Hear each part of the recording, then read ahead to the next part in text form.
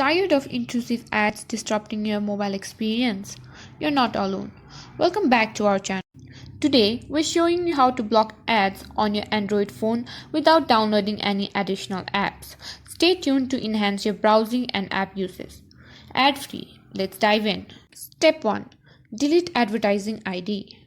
Open the settings of your Android phone.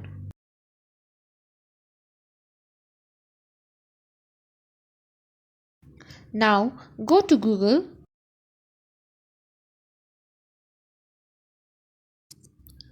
Now, tap on Ads.